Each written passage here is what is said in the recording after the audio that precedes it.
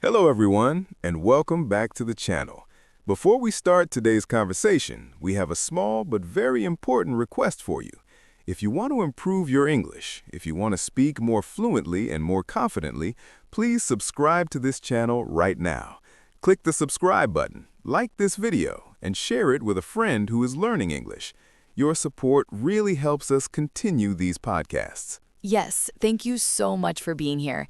This channel is your safe space to practice English, to listen, and to speak without fear. So please subscribe and let's learn together. Today's topic is very simple, but very powerful. How to speak English more fluently. Not perfectly, not like a native, but fluently. And that's very important because many learners understand English very well, but when they speak, they stop, they hesitate, they translate in their head, and they feel blocked. Exactly. Fluency is not about knowing difficult words. It's about speaking naturally, even with simple words. Lucas, let me ask you something. Why do you think so many people understand English but cannot speak it easily? That's a great question. I think it's because people learn English like a school subject, not like a language for life. They study grammar rules, they memorize vocabulary, but they don't practice real conversation. Yes, and they're also afraid of making mistakes. They want to speak perfectly, so they prefer to stay silent. And that fear is the biggest enemy of fluency. When you speak your native language, you don't think about grammar, you think about ideas. Exactly. So the first step to speaking English more fluently is this: stop trying to be perfect. Fluency comes from movement. When you stop speaking to think too much, you lose the rhythm. That's why in our podcasts we use simple sentences, everyday vocabulary, and natural repetition. Let's give a simple example.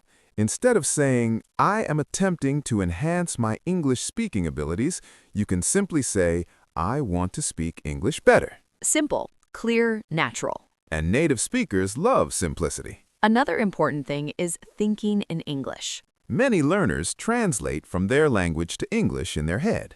And that creates delays. Your brain is too busy. So a good exercise is to describe simple things in English. For example, what are you doing right now? I'm sitting, I'm talking, I'm drinking coffee, I'm listening.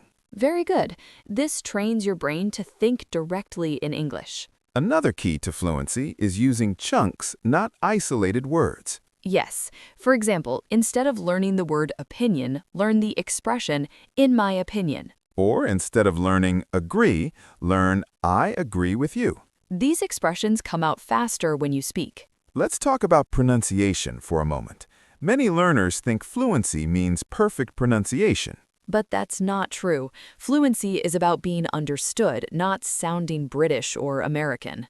Exactly. Your accent is part of your identity. You don't need to erase it. What matters is clarity, speaking clearly, not too fast, not too slow. And connecting words naturally. For example, what do you want to do becomes what do you want to do? Listening to English every day helps a lot with this. That's why podcasts are powerful. You can listen while walking, cooking, or relaxing. And repetition is not boring. Repetition creates confidence. Let's talk about confidence.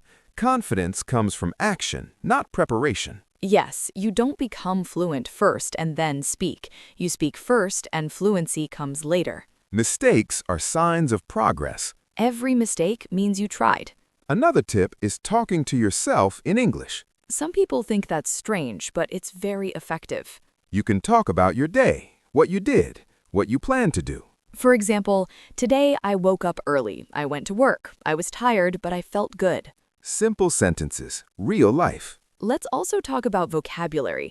Many learners want to learn thousands of words. But fluency comes from mastering the most common words. The verbs be, have, do, go, make, take, get. These verbs appear everywhere. If you master these, you can say many things. For example, I made a decision. I took a break. I got tired. I had a problem. Very natural English. Another important thing is listening without translating. Even if you don't understand everything, keep listening. Your brain adapts. That's how children learn languages. Let's talk about speaking speed. Many learners speak too slowly because they think too much. It's okay to pause, but don't stop completely. Use fillers like, well, you know, let me think. Native speakers use them all the time. They help you keep the conversation alive. Fluency is also about interaction, listening to the other person. Responding naturally. Asking simple questions. Really? Why? How? These small words create real conversation. And don't forget, consistency beats intensity. 10 minutes every day is better than 2 hours once a week. Make English part of your daily life. Music, podcasts, short videos, simple conversations. And be patient with yourself. Fluency is a journey, not a destination. If you are listening to this podcast, you are already on the right path. And we are happy to be part of your journey. If you enjoyed this conversation, don't forget to subscribe. Like this video, share it, and leave a comment. Tell us, what is the biggest difficulty you have when speaking English? We read your comments and we create podcasts for you. Thank you for listening and keep practicing. See you in the next episode. Sophie, there is something else that really blocks fluency, and many learners don't realize it. What is it? Overthinking every sentence before speaking. Yes, that little voice in the head that says, is this correct? Is my grammar right? Exactly. But when you speak your native language, you don't ask yourself these questions. You just speak. So one very useful exercise is speaking first, correcting later. For example, if you say, he go to work yesterday, people will understand you. Yes, and later you can correct it to, he went to work yesterday. Communication comes before correction. Another thing that helps a lot is using personal stories. Because stories create emotion. And when there's emotion, words come more easily. Even simple stories are enough. Like talking about a bad day, a good moment, or a small problem. For example, yesterday I was tired. I had a lot of work, but in the evening I relaxed. This is fluent English. Simple, natural, connected. Let's talk about pauses. Many learners are afraid of silence. But pauses are normal. Native speakers pause all the time. A pause does not mean you are bad at English. It means you're thinking. And thinking is good. Another tip for fluency is shadowing. Yes, that's a very powerful technique. You listen to a sentence and repeat it immediately, almost at the same time. It helps with rhythm, pronunciation, and speed.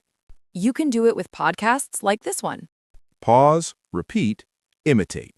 Not word by word, but rhythm by rhythm. Let's talk about confidence again, because it's really central. Confidence grows when you accept imperfection. The goal is not to impress people.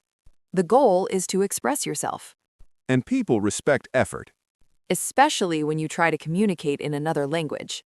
Another common problem is searching for complex vocabulary. Yes, people want big words. But native speakers often use very simple words.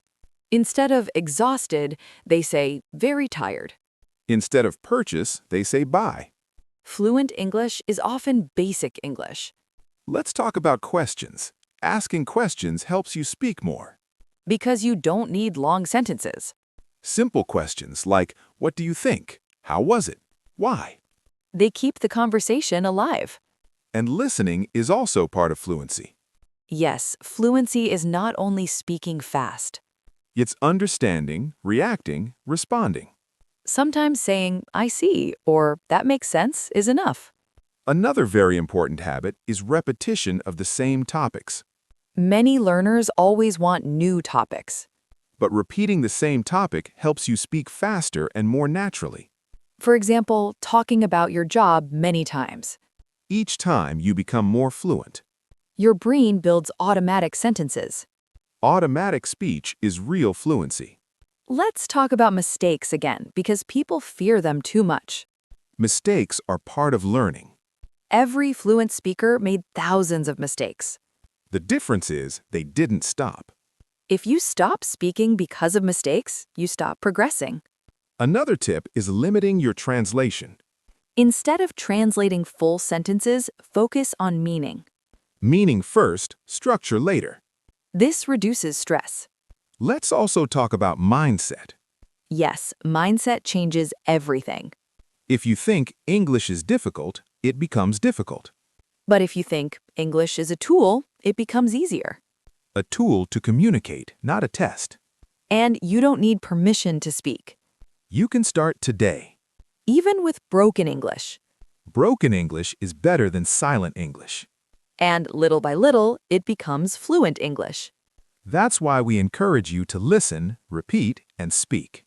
Every day, a little. And remember, fluency is not speed. It's flow. Ideas flowing. Words flowing. Confidence flowing. And if you stay with us episode after episode, You will feel that flow more and more.